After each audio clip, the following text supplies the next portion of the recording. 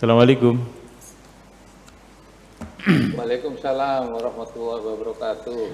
Iya, silakan Pak Jojo. Selamat malam Pak Afkar. Malam. Pak Buya Syakur, selamat malam Pak Afkar. Selamat malam semuanya teman-teman di virtual. Saya sudah mencatat beberapa, tetapi sudah disampaikan semua oleh teman-teman pendahulu saya. Jadi mungkin catatan saya pertama adalah di dalam gelombang cintanya Buya ada kesimpulan bahwa hidup ini sangat singkat. Jadi waktu akan habis hanya untuk memulung segala sesuatu yang terlepas dari genggaman. Itu ada di halaman 2. Jadi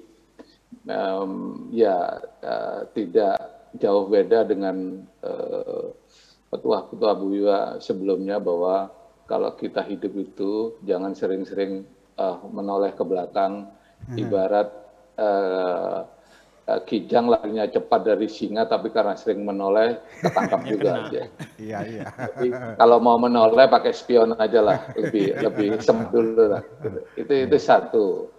Terus yang kedua, saya mau meng-highlight ini tentang kebaikan diri sendiri itu belum tentu sama dengan kebaikan pihak lain karena berbeda sudut pandang dan pemahaman. Jadi artinya begini, kalau di dalam dunia manajemen itu ada namanya supervisi, gitu ya. Ketika kita mensupervisi, itu kadang kala yang banyak terjadi itu bahwa kita selalu memaksakan paham-paham kita, pengertian-pengertian kita untuk mencapai target kebawahan kita, gitu loh. Iya. Padahal harusnya dibalik, gitu loh. Sekarang untuk mencapai target, bagaimana bawahan-bawahan kita itu bisa mencapai target? Nah, itu kita menyesuaikan itu, gitu loh, strateginya. Jangan kita menggunakan strategi kita dan untuk dijalankan oleh bawahan kita. Itu artinya simplifikasinya adalah bahwa kebaikan sendiri itu belum tentu sama dengan kebaikan pihak lain karena berbeda sudut pandang. Katakanlah Buya pernah menceritakan di sini bahwa jangan salah loh, kita memberikan barang bekas itu mungkin buat kita itu bagus karena dipilih, tetapi belum tentu orang lain itu menerimanya dengan setulus itu. Artinya bahwa apapun itu barang bekas, gitu loh. Iya. Nah, itu yang kedua. Terus ini saya mau mengkaitkan dengan kajian malam ini, Buya, bahwa tadi disebutkan bahwa hadiah apapun itu ketika tidak diketahui tujuannya sebaiknya diabaikan dan hanya pemberiannya yang ikhlas karena di sana ada unsur balas budi jika tidak didasari dengan ikhlas tersebut. Pertanyaannya begini, Buya, bagaimana dengan budaya kado pada acara-acara seremonial seperti Kado ya. pada acara-acara seremonial seperti pernikahan dan sunatan, atau budaya memberikan tip, Buya, Ya, untuk gratifikasi. pelayanan ya seperti di hotel, di rumah makan dan sejenisnya.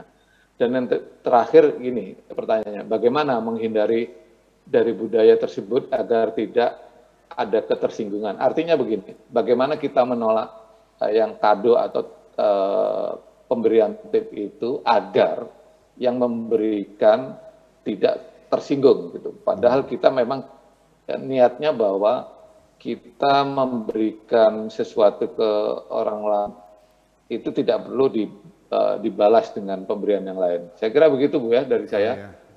Terima kasih waktunya Pak Afkar. Waalaikumsalam warahmatullahi wabarakatuh. Waalaikumsalam warahmatullahi wabarakatuh. Pak Jojo dari Jakarta, ada beberapa hal yang disampaikan tentang kebaikan diri sendiri. Iya. Itu berbeda dengan kebaikan pihak lain. Dan kemudian tentang ini, bagaimana dengan budaya kado, gratifikasi atau hal lain? Karena tujuan ketika memberi yang tidak jelas sebaiknya abaikan saja, kecuali jelas tujuannya hanya kepada Allah. Gimana, Buya? Jadi begini, ini kajian tasawuf ini, itu tidak melarang seseorang pedagang yang menjaga kepuasan konsumen. Memang harus begitu. Sehingga bakul-bakul yang ngulak sama kita ini, kita kan grosir nih. Ya ketika dia melahirkan ya kita kirim sabun, popok, baju bayi. Anaknya sunatan kita kasih. Kemudian juga seseorang ke Pak Camat ya kita kasih kado supaya urusan itu dipermudah. Bukan tidak boleh. Itu urusan dunia, silakan. Ada aturannya, namanya syariat. Ya kan gitu. Jadi tidak dilarang kita untuk berusaha. Kepengen kaya boleh, kepengen sehat boleh, kepengen banyak, semuanya boleh. Itu urusan di dunia selesai. Jangan kita berbuat untuk dunia, untuk diri, tapi mengharapkan pahala di akhirat. Segimana? Jadi ini beda versi ya. Yang paling berbahaya ini penipu, para munafik. Zahirnya sepertinya dia agamis, ya kan gitu, bangun madrasah, bangun masjid, tapi hakikatnya dia mencari dunia. Jadi cari dunia dengan dagang agama, itu yang nggak benar. Kalau kita murni seperti orang-orang Indonesia, suku Tionghoa di sini ya, yang dia jujur, terpuji. Kita beli kelaker. Berapa? Ini 500.000, ini orisinil. Kalau ini imitasi, harganya cuma 200.000. Sama bentuknya kok. Kok betapa jujur, terpuji. Secara syariat terpuji. Dan Allah memberi balasan atas kejujuran orang itu. Dagangannya jarit, yang sarip, ya yang bodol-bodol jangan ditaruh di dalam, dibungkus dengan yang bagus, itu kan nipu jadinya. Allah nggak suka. Jadi kejujuran itu dibayar oleh Allah, sikap hati baik kita jujur itu. Jadi kita ngasih ya gratifikasi termasuk, kecuali yang melanggar, kecuali syariatnya nggak boleh ya, ada aturannya. Ya undang-undang korupsi pasal ada itu nggak boleh dilanggar.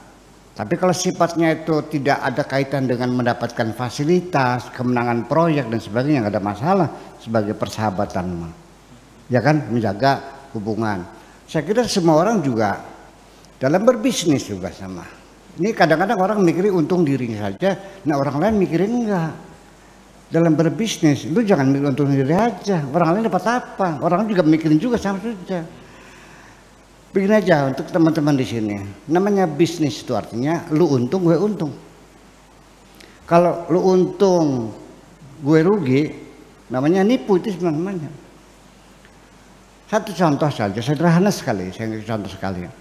Kalau saya ke Cirebon lewat Palimanan, Jamblang, nggak pakai jalan tol, nggak bayar tol kan? Ya kan gitu. Ya. Tapi bensinnya kan 2 liter, waktunya 1 jam. Kalau jalan tol, waktunya 10 menit, bayarnya berapa? 4.500. Jadi kalau saya jalan tol dengan jalan tidak pakai tol, untung mana? Untung pakai tol. Yang punya tolnya untung enggak? Nah itulah bisnis. Lu untung, gue untung, itu namanya bisnis. Jadi ya betul, jangan memaksakan kehendak kita. Orang sama manusia juga, mereka juga pengen untung juga, mereka juga pengen survive juga. Nah, tetapi nanti di akhirat jangan berharap pahala, ini urusan dunia. Jadi nanti pahala yang diberikan kepada manusia selama di dunia adalah kebaikan hatinya itu, bisnisnya pakai aturan. Keuntungan orang juga dihitung, ya kan begitu. Pegawai yang memang sakit ya dikasih cuti sakitlah, ya kan begitu. Orang bekerja, kita kasih bayaran, itu bukan sodako. Jangan berharap pahala. Yang orang kerja sama kamu kok. Masa dibayar sebulan 3 juta, terus mengharapkan pahala, ya Allah kasih pahala. Pahala apa? Bukan kerja buat kamu kok. Dia yang kerja juga, jangan pahala, dia kerja buat saya kok. Jadi adalah reciprocal, imbal balik antara majikan dengan pekerja. Itu urusan di dunia. Nah, tetapi ketika saya mengutamakan pekerja saya tanggal 1 harus gajian, jangan sampai menunggu keringatnya kering dulu, kesian anak istri di rumah menunggu. Ketika saya uang tidak ada, saya paksa dengan pinjam uang bagaimanapun caranya supaya jangan sampai ada keterlambatan. Itu kan kebaikan hati, itu yang dibayar. Tapi uang yang dikasihkan itu gaji dia dong. Saya kira mungkin, terlalu rinci ya. Ya, bisa bangun kira-kira gitu. Bisa. Nah, kira-kira begitu aja, Jojo. Iya. Jadi kebaikan hati itu punya nilai tersendiri. Jadi bukan uang yang diberikannya, tapi kebaikan hati kita itu namanya akhlak, moral. Jadi pahala atas moralitas kita itu. Itulah namanya akhlak yang baik. Berbeda dengan hati yang baik. Hati yang baik mah Anda bisa tersenyum kepada siapapun. Tapi ketika akhlakmu yang baik, Anda bisa membuat semua orang tersenyum semuanya. Terima kasih.